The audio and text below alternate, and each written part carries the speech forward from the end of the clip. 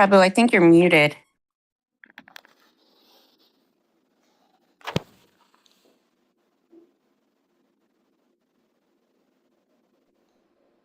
Om Namo Bhagavate Vasudevaya. Om Namo Bhagavate Vasudevaya. Om Namo Bhagavate Vasudevaya. Narayanam Namaskritya Naram Chaiva Narottamam Devim Saraswatim Vyasam Tato Jayamudiraye Nashtaprayesha Bhadreshu Nityam Bhagavate Sevaya भगवतीरुत्तमश्लोके भक्तिर्भवति नैष्टिकी कृष्णाय वासुदेवाय देवकी नंदनाय च नन्दगोपकुमाराय गोविन्दाय नमो नमः. Reading from Srimad Bhagavatam, Canto 11, Chapter 3, verse 44, and here we are. परोक्षवादो वेदोऽयं बालानामनुशासनं कर्म मोक्षाय कर्माणि विदत्ते हि अगदं यथा. Synonyms. Parokshavadah, describing a situation as something else in order to disguise its real nature. Vedaha, Vedas, I am these balanam of childlike persons. Anushashanam, guidance. Karma mokshaya, for liberation from material activities. Karmani, material activities. Vidhatte, prescribed. Ki, indeed. Agadam, a medicine. Yatha, just as. Translation and purport by the disciples of Srila Prabhupada. Srila Prabhupada ki jai and servants ki jai. Translation: childish and foolish people are attached to materialistic fruitive activities, although the actual goal of life is to become free from such activities. Therefore, the Vedic injunctions indirectly lead one to the path of ultimate liberation by first prescribing fruitive religious activities, just as a father promises his child candy so that the child will take his medicine. Purport as stated in Bhagavad Gita, Traigunya Vishaya Veda Nistraigunyo Bhavarjuna. The Vedas apparently offer fruitive results within the three modes of material nature. Those who perform ritualistic ceremonies or austerities in the mode of goodness are offered the chance for promotion to the higher planetary systems called Swargaloka. Ashnanti Divyan Divideva Bhogan. Similarly, those who perform karma kanda or fruit of religious activities in the mode of passion are allowed to become great rulers or wealthy men on earth and enjoy great prestige and earthly power. But as stated in Manu Samhita, pravrittiresha bhutanam nivrittistu mahaphala. Although fruit of religious activities are very much popular among the conditioned souls, the actual perfection of life is achieved when one gives up all fruitive endeavor. If a father tells his child, "You must take this medicine by my order," the child may become fearful and rebellious and reject the medicine. Therefore, the father entices his child by saying, "I'm going to give you a delicious piece of candy. But if you want this candy, first just take this little bit of medicine and then you can have the candy." Such indirect persuasion is called parokshavadah, or an indirect description that conceals the actual purpose. The father presents his proposal to the child as if the ultimate goal were to receive the candy, and only a minor condition must be fulfilled to receive it. Actually, however, the father's goal is to administer the medicine to the child and cure him of his disease, thus describing the primary purpose indirectly and concealing it with a secondary proposal is called parokshavad, or indirect persuasion. Since the great majority of conditioned souls are addicted to sense gratification, pravrittiresha bhutanam, the Vedic karmakanda rituals offer them a chance to become free from temporary materialistic sense gratification by making them greedy for fruit of Vedic results such as promotion to heaven or a powerful ruling position on earth. In all Vedic rituals, Vishnu is worshipped. And thus one is gradually promoted to the understanding that one's actual self-interest to surrender is to Vishnu. Nate viduhu svartagatim hi Vishnum. Such an indirect method is prescribed for balana, those who are childish or foolish. An intelligent person can immediately understand by direct analysis the actual purpose of Vedic literature as described by the Lord Himself. Vedaischa sarvairahameva vedyaha. All Vedic knowledge ultimately aims at achieving shelter at the lotus feet of the Supreme Personality of Godhead. Without such shelter, one must rotate within the 84 lakh species offered by the illusory energy of the Lord. Ordinary material vision, either through gross sense perception or the subtle perception of rational induction, always yields imperfect knowledge, distorted by the desire for illusory material enjoyment.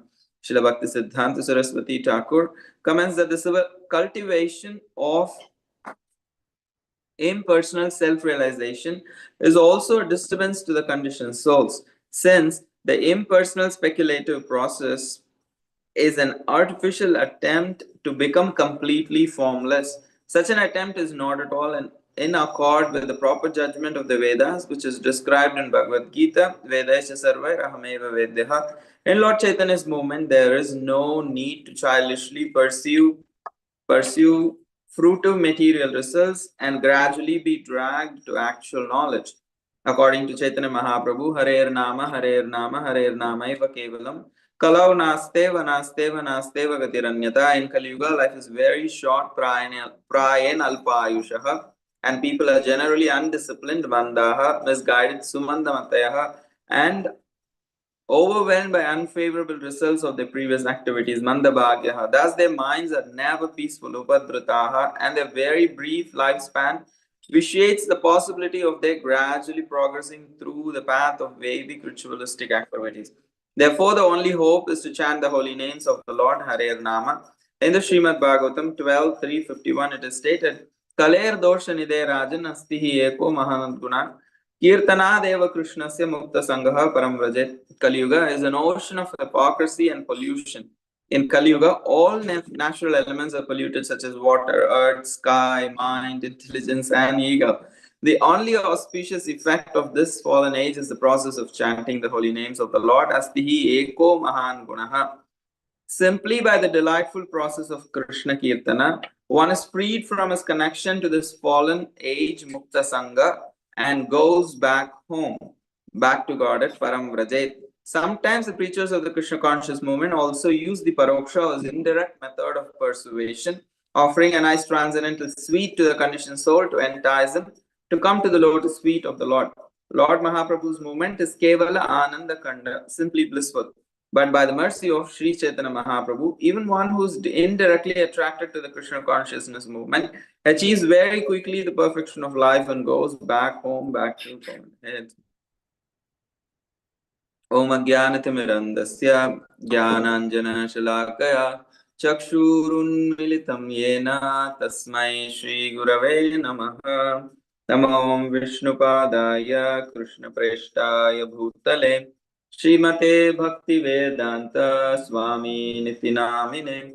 Namaste Saraswate Deve Gauravani Pracharine Nirvisesha Shunyavadi Paschatya Deshatariне Shri Chaitanya Manobishtam Stapitam Yena Bhutale Swayam Rupa Kadamahyam Dadati Swapadantikam Vandeham Shri Guru Shri Yuta Padakamalam Shri Gurun Vaishnavamsya Shri Rupam Sagarjatam Sahagana Raghunathanvitam Tam Sajivam Sadvaitam Savadhutam Parijana Sahitam Shri Krishna Chaitanya Devam Shri Radha Krishna Padan Sahagana Lalita Shri Vishakan Vitamsya हे कृष्णा करुणा सिंधो दीनबंधो जगतपते गोपेश गोपिका कांत राधा कांत नमोस्तुते तप्त कांचन गौरांगी राधे वृंदावनेश्वरी वृषभानुसुते देवी प्रणमामि हरिप्रिये वाञ्छाकल्पतरुभ्यश्च कृपा सिन्धुभ्यैव च पतितानां पावनेभ्यो वैष्णवेभ्यो नमो नमः। जय श्री कृष्ण चैतन्य प्रभु नित्यानंद श्री अद्वैता गदाधर श्रीवासादि गौर भक्त वृंद की जय। हरे कृष्णा कृष्णा कृष्णा हरे हरे, हरे राम राम राम हरे हरे। मुकं करोति वाचालं पंगुं लंघयते गिरिं Yat kripatamaham vande Shri Gurun Dinatarinam Paramananda Madhavam Shri Chaitanya Vishwam. Hi Krishna everyone. Thank you for this opportunity to read from Srimad Bhagavatam and share something uh, in line in what we have heard from other teachers, and begging all of your blessings so we can share something which is pleasing to Shri Malida, Gaur Sharan, Srila Prabhupada and all the devotees. Here, the translation again. Childish and foolish people are attached to materialistic fruitive activities, although the actual goal is to become free from such activities. Therefore, the Vedic injunctions indirectly lead one to the path of ultimate liberation by first prescribing fruitive religious activities, just as a father promises his child candy, so that the child will take his medicine. So here, Maharaj Nimi is continuing to pose his questions to the Navayogendras. So King Nimi had asked, please speak to us about the process of Karma Yoga. Purified by the process of dedicating one's practical work to the Supreme, a person can very quickly free himself from all material activities, even in this life, and thus enjoy pure life on the transcendental platform.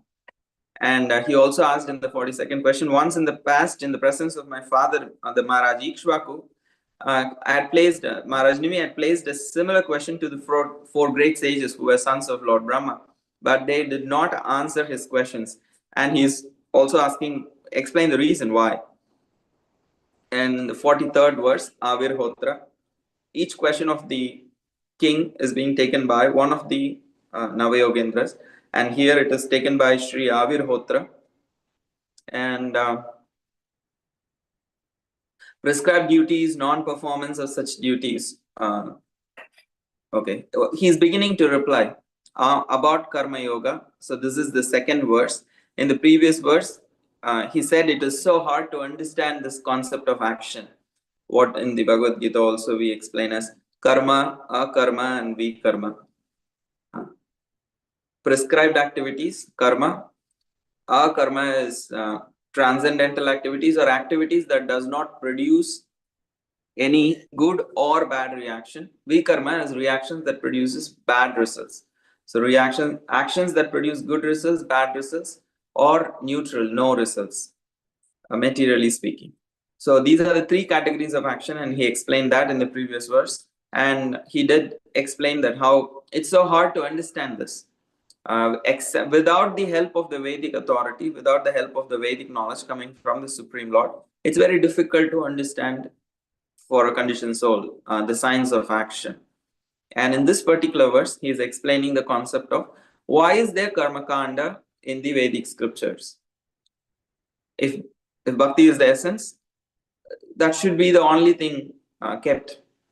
Why there is karma, why there is jnana, why there is karma kanda. Because there are people who exist on different levels of consciousness, and Krishna is the father of everyone. So he is concerned for the elevation of all living entities. Krishna's concern is how can I actually elevate? So sometimes we see elevation happens by encouragement. Sometimes elevation happens by enticement. And sometimes elevation happens by chastisement. So all of it are included within the plan of the Supreme Lord. Sometimes he entices the living entities who are on that level, like childish, like how in this verse it's being explained. By giving a candy, you entice a child to take medicine. So through elevation through enticement does happen. That is karma kanda, to some extent karma yoga. And there is elevation by encouragement and elevation by chastisement. Spiritual teachers also practice both of these methods. Some teachers elevate others by encouraging them, by seeing the good in them and trying to fan the spark, as Vaisheshika Prabhu says, fanning the spark. You see a little spark, little good quality. They're doing some service to Krishna, so you encourage them further so that they could actually feel, oh, there is something good in me that is being appreciated. Let me expand that good in me. So people can become inspired through encouragement. So some teachers use that method. Some teachers use a method of uh, elevation by chastisement. They may use like very strong words and shake the illusion of the living entity, and through that they actually awaken the living entity. So there is no one method. We see Srila Prabhupada, sometimes he used elevation by encouragement. There was this devotee who had done something not so appropriate, and so the rest of the devotees were very disturbed and were very angry. And after a while, Srila Prabhupada engaged this particular devotee in a service. And the manager, he went and asked Prabhupada, he did such and such things. How are you actually engaging this person? And Srila Prabhupada said, Lord Nityananda's mercy has no limits. So sometimes, yes, elevation by encouragement, by tolerating the mistakes of the disciples, because they understand that mistake, that lower consciousness is not the soul either, because the soul is pure. In the conditioned state, the living entity is illusioned. So we're all living in a very complex mission. And to understand this mission and to be actually not affected by the mission in which we are living is very difficult. People may assume that if since I have practiced some years of bhakti, I have become transcendental. However, the becoming the transcendental has some levels of understanding. So we all have physical needs, emotional needs, financial needs. Some people cannot live without intimacy. All their life, they're just like kind of, there feels like there is a vacuum in the heart, or like there is a void in the life, just because there is no other person. Everything is there. They're earning well, they're good looking, but they haven't got married. So especially there are a lot today. The age is too independent. People love their independence, and when they're 40, they realize, oh, I'm looking for to get married, and I don't find anybody, because everyone wants to be independent and they have nurtured it for too long. Now they realize there is pleasure. Like every age, with age, the psychology changes. In 20s, you want freedom. In 30s, you want stability. In 40s, you want intimacy and all these things. So the complex mission that we live in is very hard to deal with. Conditioned souls very easily can get bewildered by the complex mission that we are living in. As in this purport also it said, and that complex mission is completely polluted in Kali Yuga. All the air, water, all the natural five Pancha Mahabhut that we experience is all polluted. On top of it, mind, intelligence, ego is heavily polluted. So to understand that I'm not this mission, but I'm living in this mission, I have to carefully take care of this mission, but not be bewildered by this mission. It takes a lot to live like that. To live like a rented apartment in your own body takes a lot of realization. So when you live in a rented apartment, you know, okay, you have leased it for maybe like even 10 years. You have lived in the same rented apartment like 5 years. It feels like home. There's no absolutely no doubt about it. But you do know that I am not the owner of this apartment. You may make little changes, but you cannot make major renovations, because you don't own the place. Today or tomorrow you will go. So to live in that consciousness that this body is temporary and is not me. What to speak of the body, the mind is even more difficult. What to speak of the mind? Intelligence, oh, we are also addicted to our ideas and projects, and take great pleasure in saying, oh, this was my idea, I thought this, I did this. And what to speak of the ego? So to be detached from all of these while living in the body, we all are very expert in running away. If there is a problem, we just run away. It's very easy.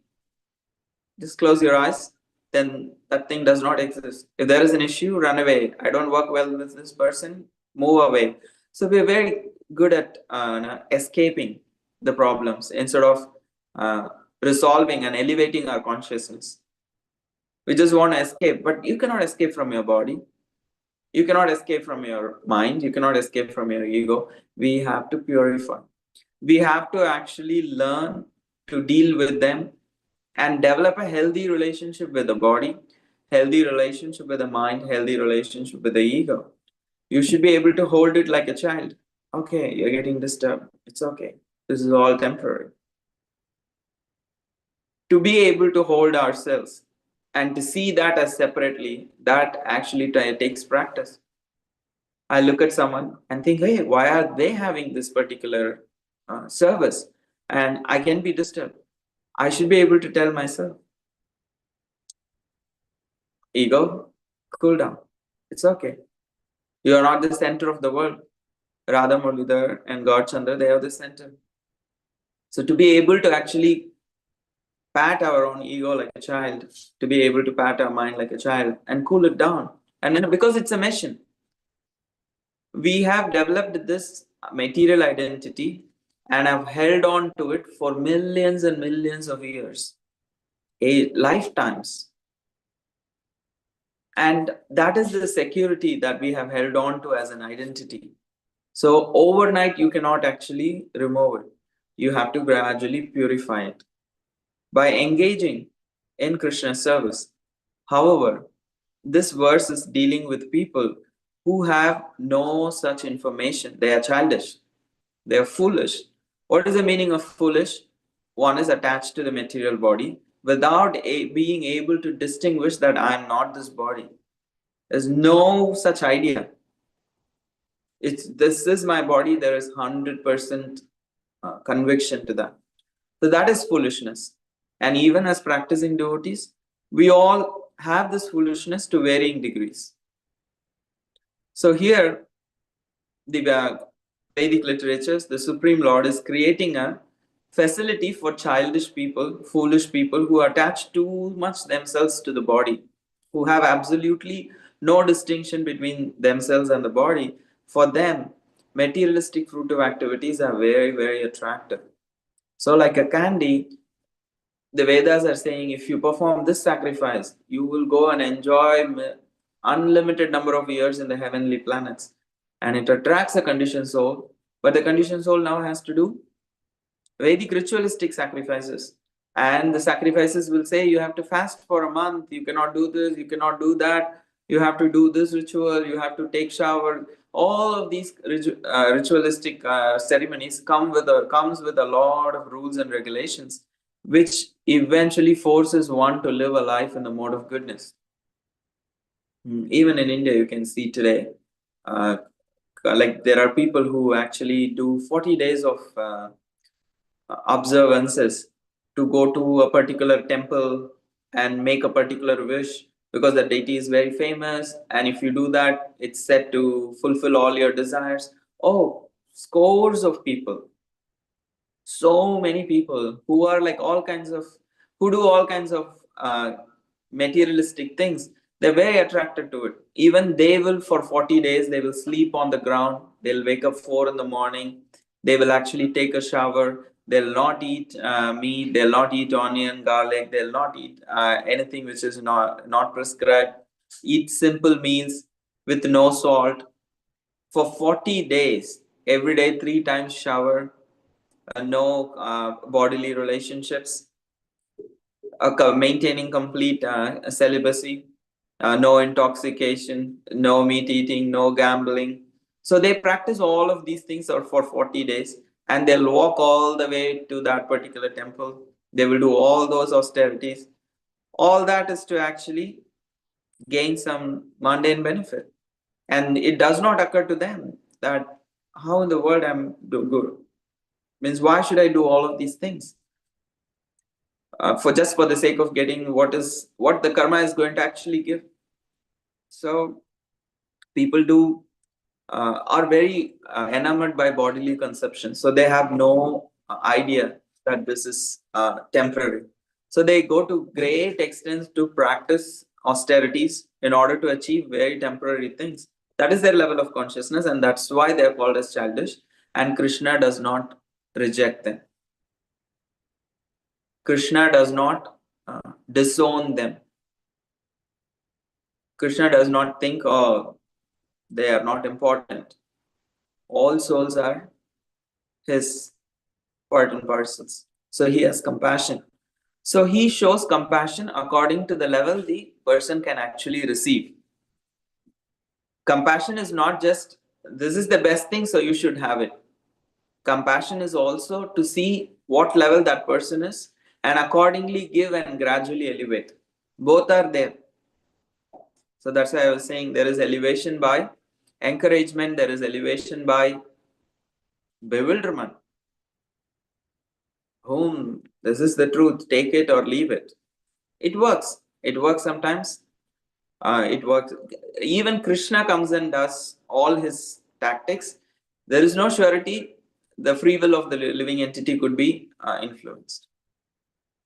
A pure devotee, with their purity and with their dedication to Krishna, they can actually extract the service attitude from the heart of a conditioned soul. That's not very easy. It's very hard. Srila Prabhupada could do it to thousands and thousands and thousands of people who came from all kind of different cultural backgrounds and understandings. Still, he could extract that service attitude from their heart.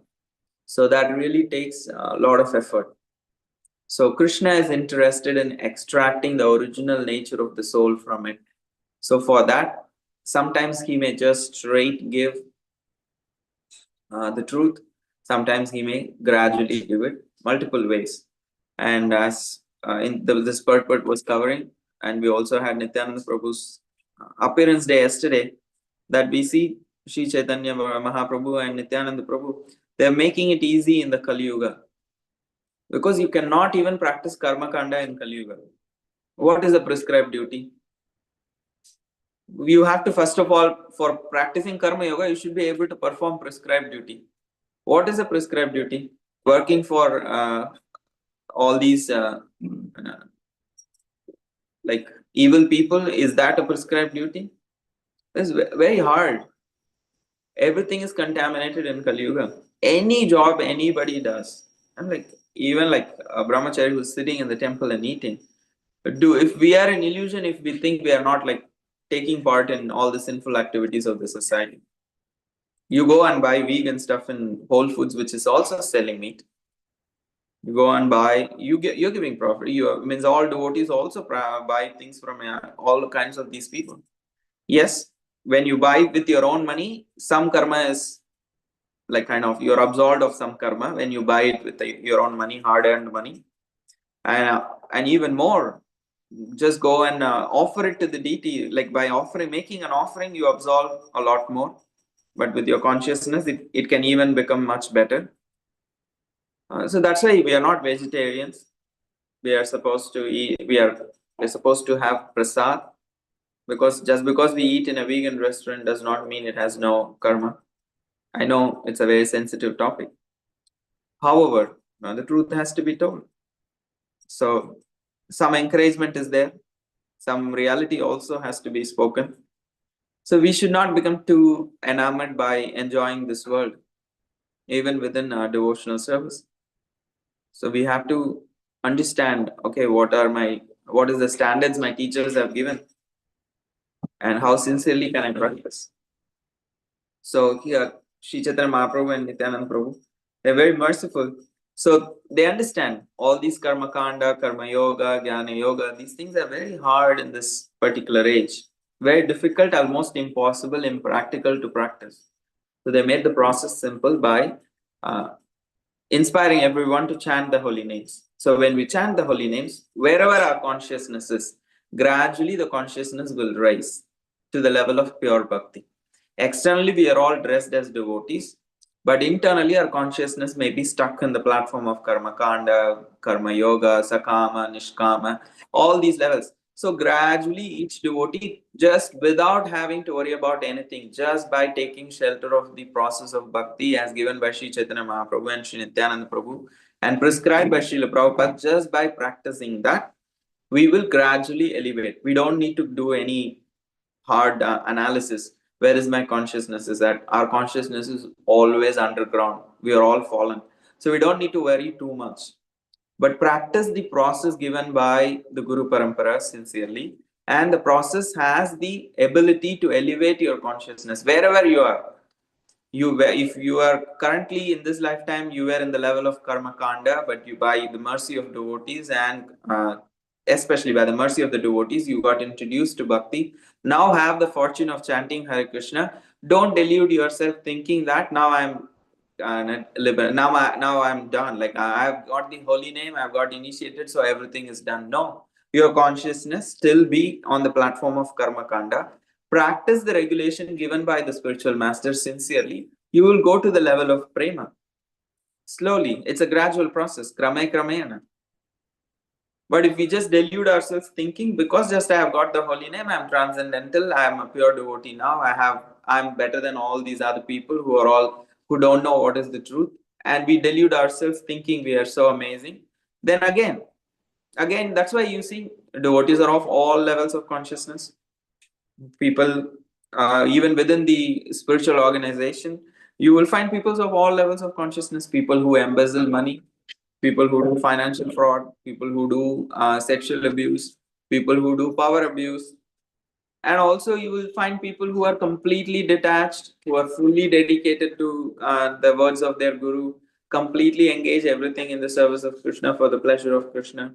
People who are very seva oriented, people who are so sadhana oriented, people who are kirtan oriented, people who are books oriented, people who are deity worshipper, all kinds of things are there because each one has a flavor, and the devotional service offers a lot of opportunities to actually grow. But the idea is, as Srila Prabhupada says, we are all here to become servants of the Supreme Lord. Naham vipro na narapatir, napi vaishyo na shudro, naham varni na grihapatir na vanasto yatirva, kintu prodyan nikila paramananda purnamritabder, gopi bhartu padakamalayo dasa dasanu dasa. We are all here to become the servants of the servants of the servants of the master, the master of the gopis. We are all here to become the servants of the Srimati Radharani. And that's what is being offered by Sri Chaitanya Mahaprabhu and Nityananda Prabhu very freely. Vajo Vajo by Sri Chaitanya Nitai. Sudrida Vishwasa Kori. Let's have faith in the process of chanting the holy names. Give yourself to this process. Make it as most important. Give yourself. Quieten the mind. Chant the holy name. Hear, listen to the holy name. Don't just be deluded thinking all these random rounds will do anything. We have to actually learn to chant attentively. That is the process.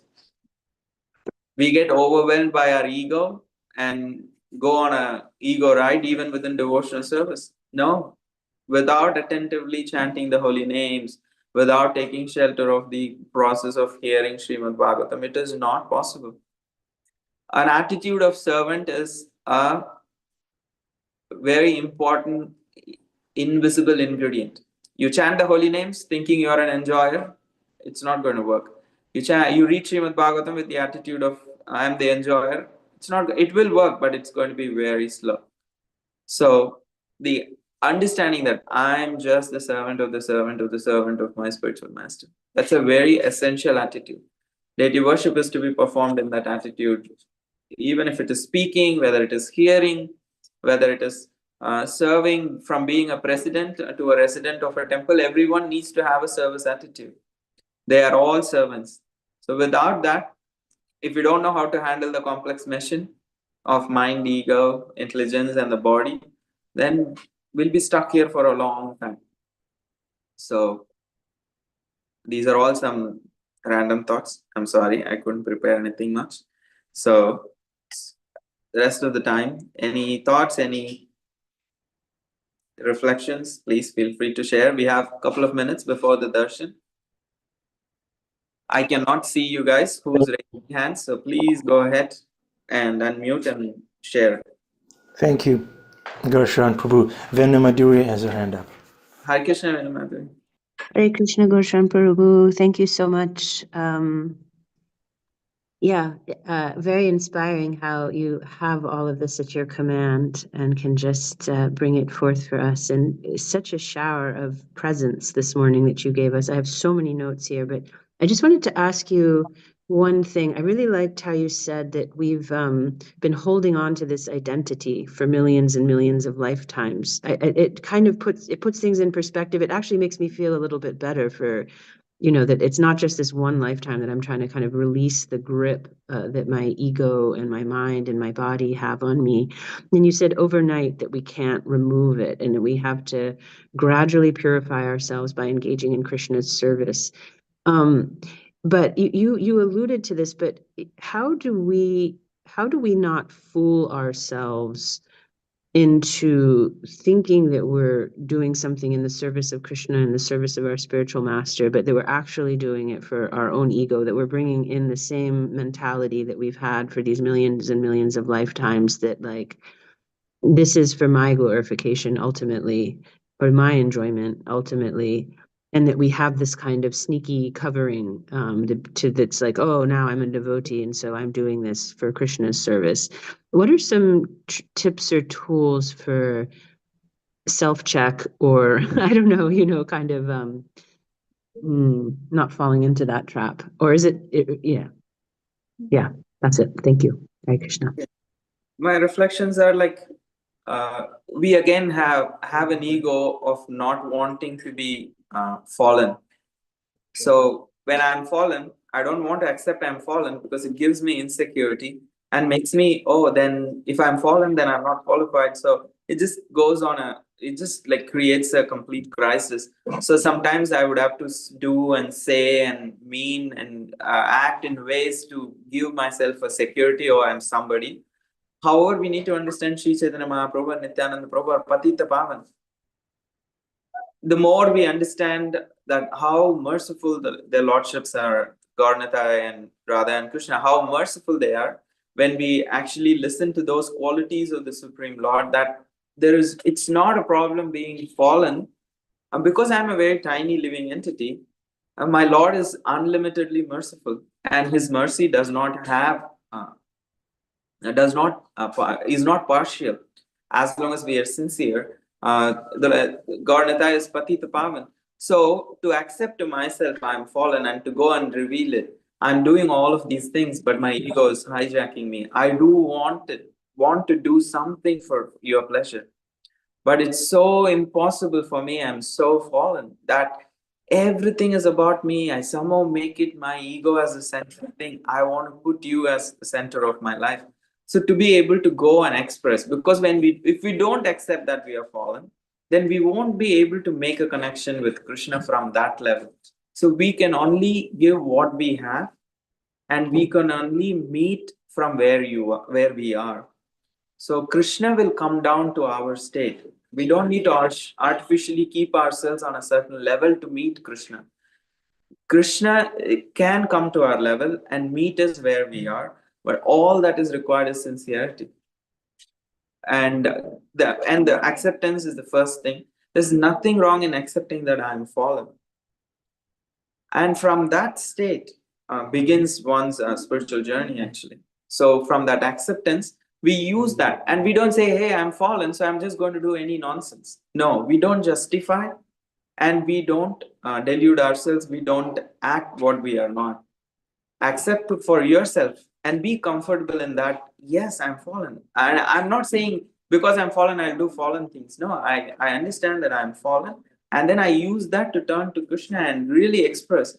If we read all the prayers of Bhaktivinoda Thakur and Narottam Das Thakur, they express their Krishnadas Kaviraj Goswami. Oh my God, who can be actually who can offer anything more humbler than him? He just says, I'm lower than a worm in a stool. Like it's impossible to even even artificially say that. So of course that is all considered as an anubhava, That humility that all these great devotees are experiencing and expressing is not normal humility. It is called one of the anubhavas. It is one of the state of bhava and prema that is being manifested. So they are different level. They are on a different level. However, for us, we need to just accept and use that and go to Krishna. Don't make it again. We are not the center again. Just use it again to Krishna and offer. I cannot actually make a simple garland just for the pleasure of Krishna. That's how fallen I am. So make a prayer. I'm trying my best to do this simple thing for your pleasure. And what pleasure in the world I can give you, I have no idea with my body, mind, and ego. But I'm trying. So please accept this. So, and Krishna will surely accept it.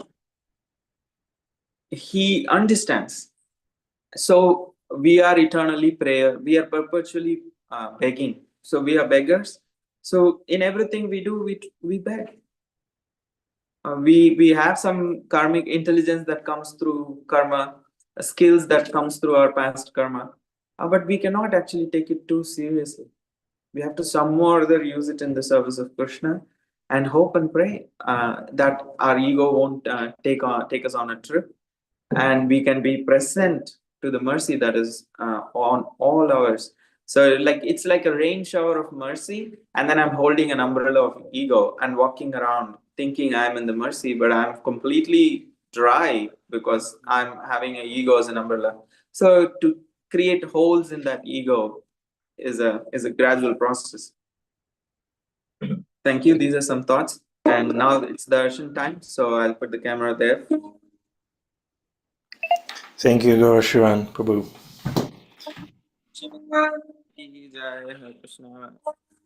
Gaur Sharan, Prabhu ki jai. No, wrong. Darshan time. Dear devotees, please have no fear. Thank you.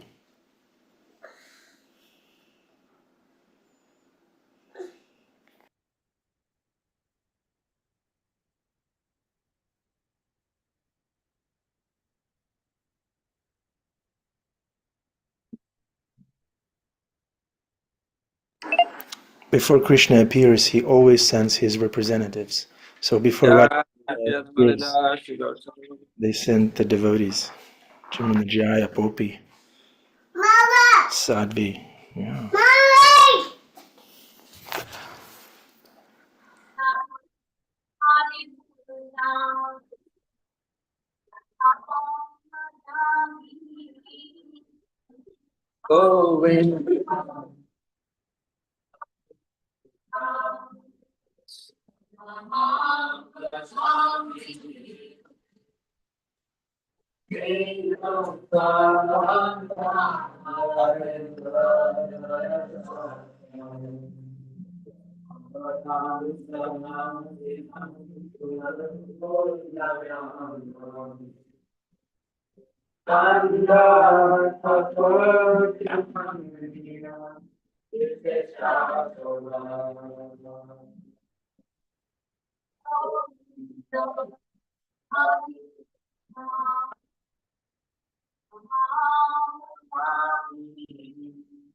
Govinda Adi Purusha Amradami Govinda Adi Purusha Amradami Angani Shashakalin Deya Virti Mandi Vashanti Panti Kayanti Vedam Jaganti Ananda Chinmaya Sadhu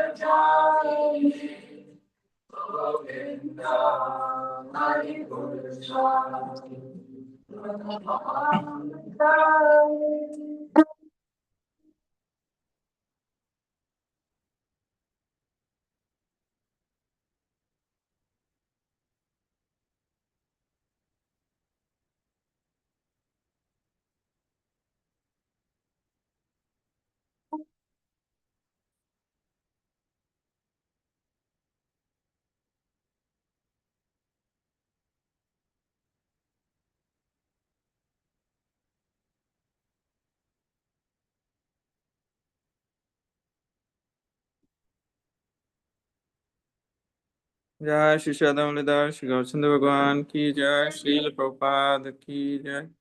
Thank you everyone. Hare Krishna, Srila Prabhupada ki Jai. Thank you, Gaur Sharan Prabhu. Hare Krishna. Hare Krishna, welcome to the Afterglow. Ajimuna Jai, please don't go away. We have some questions in the chat. Ajimuna Jai, can you help us with the questions? I just wanted to, can I first Yes, speak to Matarnath, go ahead. Madhuri's question? Yes, please.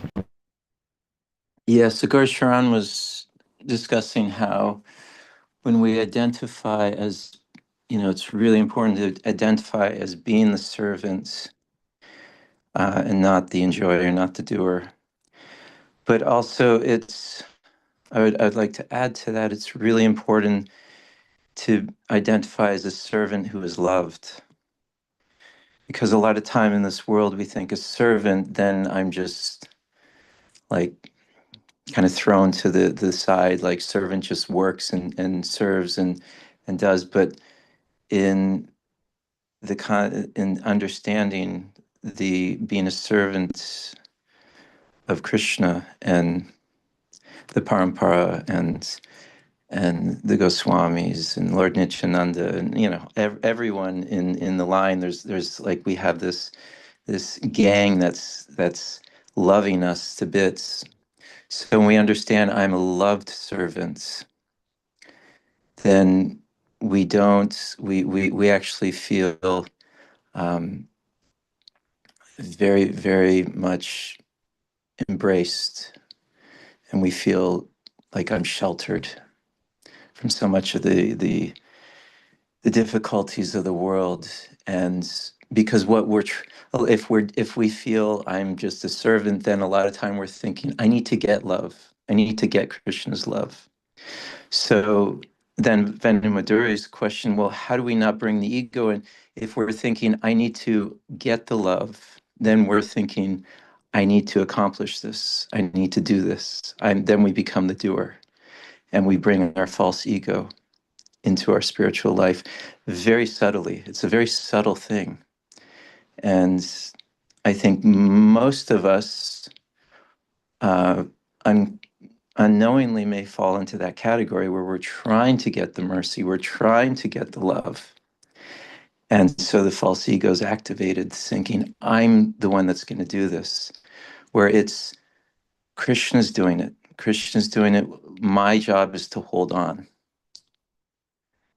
I'm holding on to Krishna. I'm holding on to the rope he's pulling me out. And I'm like absolutely loved and cared for and taken care of. And he's doing the work of purification as long as we are trying to hold on to him. So helpful. Thank you for that. Thank you, Matarnath Prabhu. Vaisheshika Prabhu has famously said, our job as devotees of Krishna is to simply stay alive to the process of bhakti. And then the inheritance is already signed. We have nothing to compete about. We have nothing to worry about. Just stay alive spiritually. Keep your body and soul together, and everything will be accomplished by Krishna's grace, which is there for us already by nature. Thank you, Mathuranath Prabhu, for always highlighting that principle. There you go. And we have some questions in the chat. The first one comes from Krishna Dai, and this is an open question, dear devotees. Feel free to contribute. Does the fruit that comes as a result of austerity towards a demigod is a result of our past karma? So yeah, is that coming from our past karma or because we're worshiping any particular demigod? That's the question from Krishna Daya. Anyone has an answer to that? Any demigod worshippers here?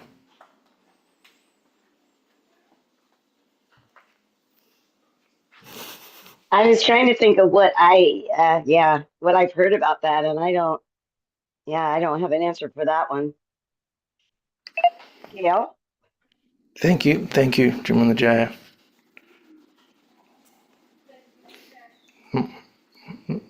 Gail? You Wait, are you going to make I that wasn't. question even more difficult, or you want to answer it? No, I was in the middle of rereading the question. Let's see. Do you The fruit that comes as a result of on this? austerity towards a demigod.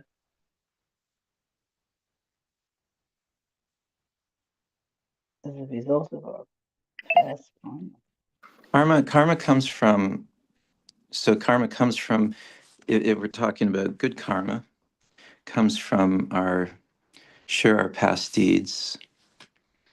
And yeah, the demigods are rewarding, if we're in just karma kanda and we're not doing it with bhakti, it is the demigods who are rewarding it. But then when we go to Krishna, so then we can have karma kanda with bhakti, mixed with bhakti, then Krishna starts to step in. But it can take some time for our karma to get wiped out. Prabhupada says that fan, it's unplugged. It continues to spin for a little bit. Krishna's, taking care of our karma. And we may have karmic relationships. I know I have karmic relationships where things get worked out. But then when we come to a place of like firm, I want to be fixed on Krishna. I want to be completely give my life. At that point, and we start to come to more of a steady practice, the karma, Krishna, he wipes it out. It doesn't last. So sure, the demigods, if we're not connected to Krishna, the demigods and they're Krishna's working through the demigods as they're like his managers. They're dishing out the bad karma, the good karma. Thank you, Mathurnath Prabhu.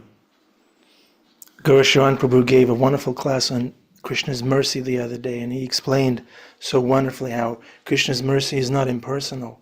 Krishna's mercy is coming from Krishna, who is a person, and therefore it can play out in many different ways, in many different situations, for many different souls, differently, because it's not impersonal. And I was thinking just now that in the same way, karma is not impersonal. It's 33 million demigods who are rewarding and punishing and doing all this managerial service to Krishna ultimately. So, yeah, thank you, Mathurnath Prabhu. Jamunajaya, is your hand up in regards to this question? Yeah, no, and whether or not, and you just at the end said what I thought I was making, that, yeah, the demigods are the middle management, and so they're just mentioning Krishna's will. So exactly what I was thinking. But yeah, then also I was remembering, in Bhagavad Gita, Krishna in third chapter very beautifully sets up, I set up this system of reciprocity to give the demigods something to do and for us to reach up. But then he says, but then if you come to me, you don't need to do anything. And that's when he goes into the verses about people like King Janak, just by actually doing bhakti, they got everything they need. So while the karma kanda looks like I'm doing that so I could get, actually it's all through bhakti anyway. So those are the things that got spurred. And so Muthanath said it, and then you said it, that yeah, the demigods are dispensing. And it was like the thing of, I think it's Kastuba said it to me once in a class, that the notion of good karma and bad karma, no, with Chaitanya Charan, is actually wrong. There is no good or bad, it's just karma. Karma is just doing its job. It's just trying to get us back home. And he said it's like a GPS.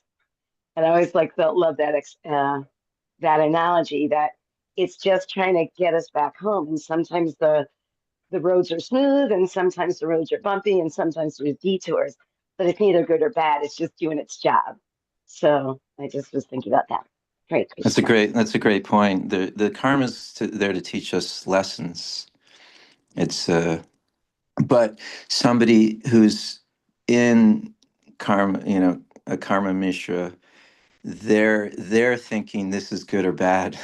They're not thinking that way. This is just because they're not approaching. They may not be, if they're not approaching Krishna, they're looking for the good karma. They're trying not to have the bad karma. But when one comes to Krishna, yes, this is all mercy. This is all good. These are lessons to teach me how to take shelter. Yeah. Like Gaur Sharan Prabhu said in this class, upliftment by confusion, upliftment by bewilderment, upliftment by encouragement, we can be uplifted by anything as long as we're remembering Krishna. Dana Krishna's Radharani. Hi, Bo. I might be totally off track here, but the thing that popped into my head was a video that I recently saw of Prabhupada talking back in the day to his disciples, and it was saying they were asking like, we've done so many sinful things in all these lifetimes. How in the world are we ever going to release all this karma and make like it just feels endless? And he interrupted them and he said, 1 minute. It takes 1 minute of chanting his name. So I'll try to find the video, but it's so like it just touches my heart so much. So I don't know. I thought I'd share. Actually, Dana, I've seen that video too, and I'm glad you brought that up because I actually wanted to. Dana Krishna's Radharani, please find that video and put it in the chat. On the WhatsApp group. Okay, I will. And Gail, Yeah, you set the timer, okay? yeah. No, actually, I have seen that video too. I might be able to find it and post it as well. But that's a good segue into what I wanted to mention about Krishna's role when it comes to the dispensation of our karma. So the way I've understood things is that, for one thing, we have to kind of define what we mean by karma, because that word karma is used to mean a lot of different things, one of which is karmic reactions. And the same word is used to refer to karma vasanas, which is our propensities, for selfish enjoyment. So when a person decides that my mission in life is to become Krishna's selfless servant, and I'm committed to that, at that point, if you chant Krishna's name just once with that determination, just once, it doesn't even matter how weak your faith is, but if you have enough faith to say that just once, at that point, Krishna takes away all of your karmic reactions. And everything you experience in life thereafter is his personal intervention. Now, the fan that keeps spinning is the fact that your karma vasanas don't go away automatically. That will take time. That's a result of your practice combined with his mercy. But your karmic reactions, you are no longer under the jurisdiction of the law of karma as soon as you once chant with that faith that I want to be Krishna's selfless devotee. So I just wanted to. And so that's why Srila Prabhupada says it just takes 1 minute. It just takes 1 minute for all of your karma to be gone. He's referring to karmic reactions, not karma vasanas. Thank you, Gail. It's amazing how Srila Prabhupada spent his whole life in preparation to give this gift to us so that we could chant selflessly and attain the love of God in 1 minute. It took, Acharyas a great deal of determination in pushing on Lord Chaitanya's movement. So we should appreciate them for what they have done so that we can chant and become uplifted in 1 minute. Thank you, Gail. And what would have been karma becomes Krishna's mercy. Things will happen but it'll be more Krishna's mercy than our karma, to the extent we are applying ourselves to the process. No, Then, actually, I would like to actually follow up on that. It's not a matter of how well we are doing our sadhana, that what do we get karmic reactions or not. All it's a matter of our faith. Where does our faith lie? Is my faith that the becoming Krishna's devotee is the best thing that I can do with my life? If that is your faith, then even if we're not the best devotees, even if we're slacking in our sadhana, you are no longer under the jurisdiction of karma. The experiences you get is a result of Krishna's personal intervention. How well you apply yourself, yes, that will determine your rate of progress. But regardless of your rate of progress, you're still not under the law of karma. You're in Krishna's hand, personal hand. So it's a very commonly held belief that, our whether we're under whether we're getting karmic reactions or not is dependent on, how good a devotee I am, how good, quote unquote, good a devotee I am. And it's not. It's dependent on where your faith lies. Then your practice is another thing, but where is your faith? You may have weak faith, you may have strong faith, but the faith has to be that my only objective in life is to one day become Krishna's pure devotee. And at that point, Krishna says, okay, you're under my control now, not under the control of the law of karma. Doesn't mean that you don't get consequences for your behavior, but those consequences are not delivered by the law of karma. It's delivered by Krishna personally. Yeah. Absolutely. Yeah, thank you, Gail. That's a beautiful distinction that Krishna takes over. It's like the pastime of Lord Ramachandra, right? Was it Vibhishan that came and said, I'm yours, Lord Ramachandra, and then it was, and then Lord Ram said, anybody who says that they are mine, I give them full shelter.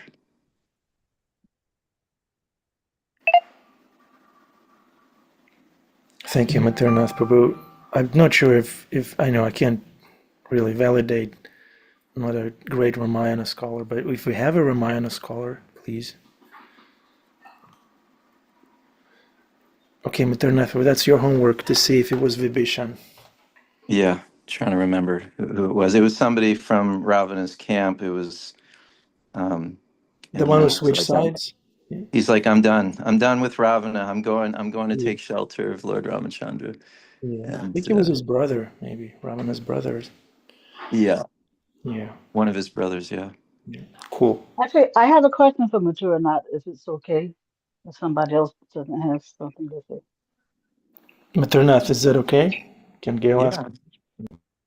Yes, so, when we think of the fact that we just need to hold on to the rope and Krishna is pulling us up, right?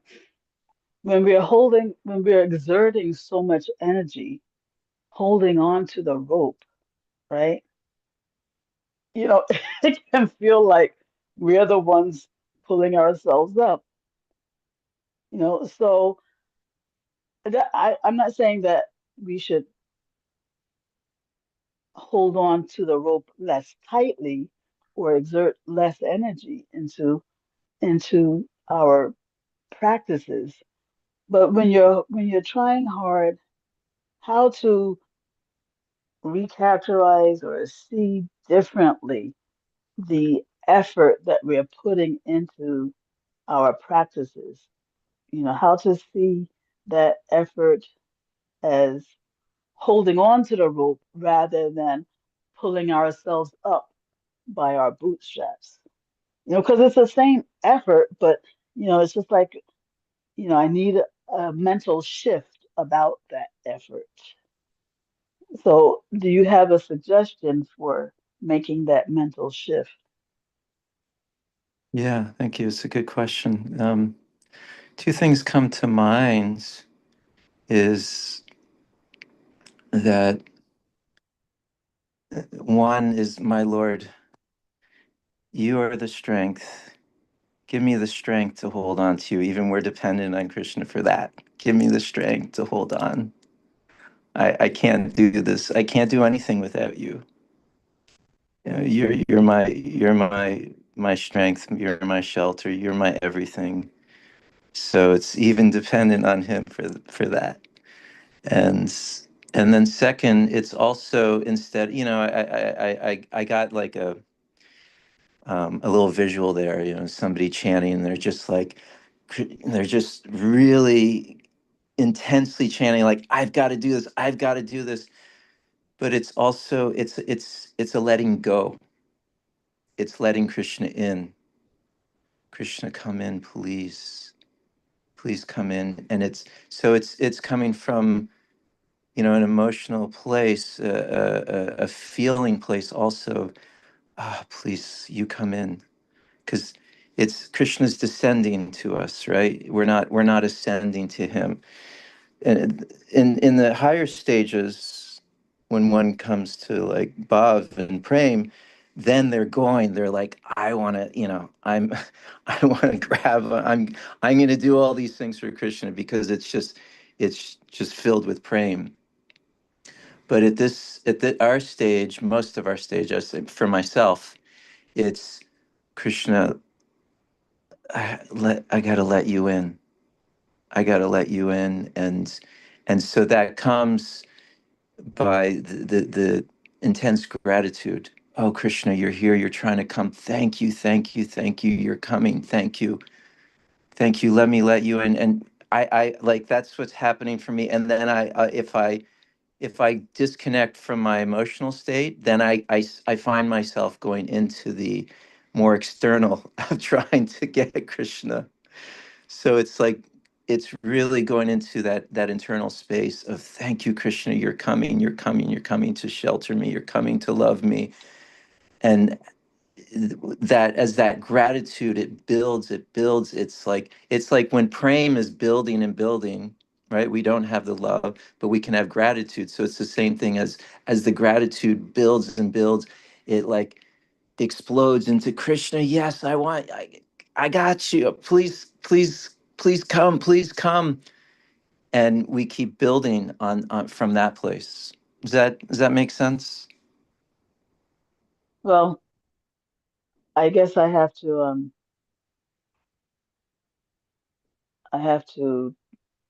try and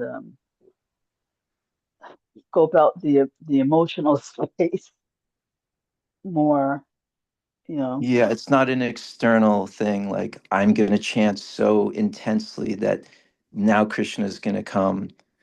No, it's that No, internal. I know it's not like mechanical like that, but Yeah. to even cultivate that emotions. I mean, I do see the countless ways in which he has been trying to support my my journey.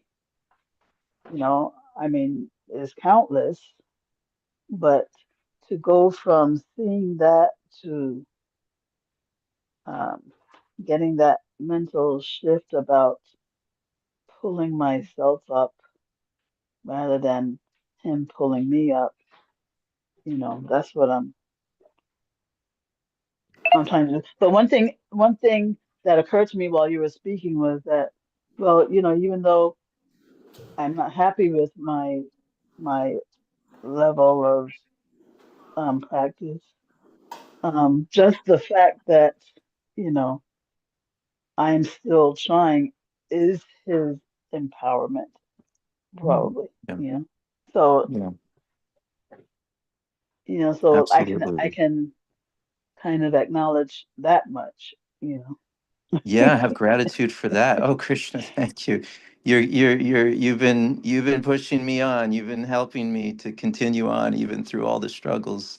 Mhm. Anything we could be grateful to Krishna for. That's cultivating that internal place. And one thing, oh my God, Krishna, look at what you're offering me. I'm here in this middle planet, happiness and distress, a lot actually, well, it seems like a lot more distress, and you're offering me to come to your personal place, your where you do your most intimate, loving, ecstatic pastimes of praying. Wow. And How can despite I? my lack of interest. Yeah, my lack of interest, despite all the ridiculous things I've done here, like, wow, Krishna. So anything we can do to just cultivate that appreciation, that gratitude, and then we can have some repentance, like, oh, I neglect you, I forget about you, Krishna. Help me with that. That's very good too, to look at where we fall short and be like, help me with this. I don't want to keep doing that. So there's also the taking the shelter. Um, yeah, we really got to open up this internal dialogue in this internal space with Krishna. Mhm. Thank you. Thank you so much for your thoughts. Your thoughts on this. Thank you for your dialogue, Maturnath Prabhu and Gail. Okay, dear devotees, briefly, let's answer one more question in the chat from Poppy. Let me see. Poppy is asking, what are examples of how one can believe they are the enjoyer when chanting japa and hearing the Bhagavatam class? How can one be in that mood of enjoyer while doing those transcendental things like chanting japa and hearing Bhagavatam class? I have a quick thought. When we come to the Bhagavatam class in the mood of enjoyer, it may look like, oh, this devotee is not my favorite speaker. So that's one example of that mood. Or when we come to the Bhagavatam class and think, oh, this devotee is speaking about such elevated subject matters, but I know how they really are. I know who they are. So that's another example of that mood. And the mood in which we should come to the Bhagavatam class should be that of a servant. I'm here to serve Srila Prabhupada by giving my attention, offering my attention to the Bhagavatam.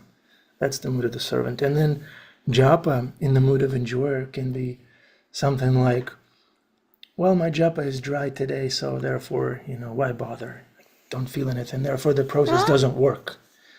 So every time the mind goes me, I feel, then it can be something that not exactly the mood in which we chant. We chant in the mood of hearing attentively to the mantra.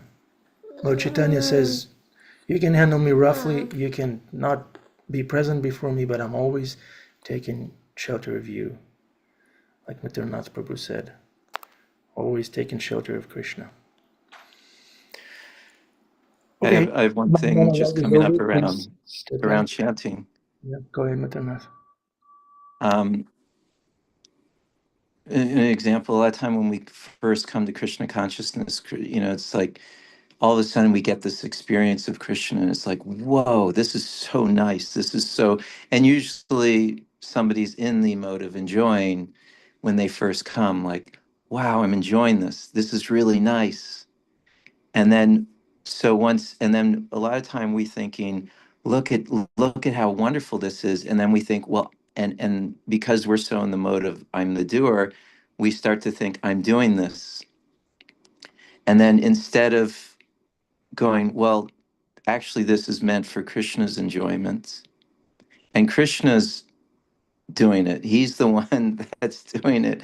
I'm not doing this. I'm just, here and trying to participate. But so then we may want to get that enjoyment again, and thinking, I want the enjoyment. I want that back. or just a matter of, I want to feel so good in my chanting. I want to feel ecstasy. I hear there's ecstasy. I want that. And chanting's for Krishna's pleasure, and for us to have actually a relationship with him. And relationships are not always lovey-dovey, feel good. Sometimes there's some purification in the relationship, some less than just feeling good. And Krishna's can be pointing things out. Hey, here's something I'm trying to show you, and it may not feel good. And if we're going, no, I just want to be the enjoyer, and Krishna's saying, no, but I'm showing you something about yourself that you need to learn, we're going to be missing a lot that Krishna may be trying to show us. Thank you. Mom. We'll live to be corrected by Krishna. Mama. Okay. Do we still have Annabelle and Isaiah? Do we still have Sage and Sky in attendance? Hey, there they are. Hare Krishna. Ram, look. The Paw Patrol choir is here. That's Isaiah, Annabelle. That's Sage and Sky.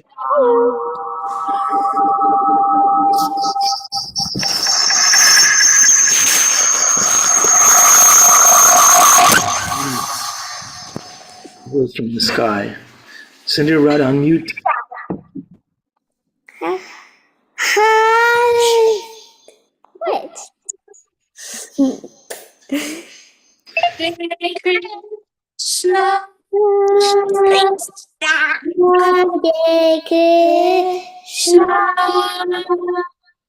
Krishna. Hare Krishna. Krishna, Krishna. He's moving.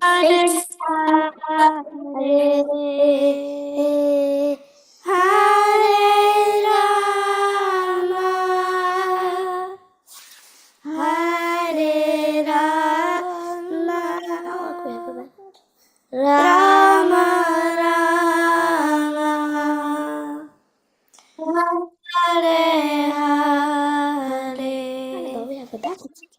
Thank you very much. That was perfect. Ram was spacing out during class, but he was very attentive during the chanting part. Thank you so much. No. Yeah. Okay. Hare Krishna. Have a wonderful day. Come again tomorrow.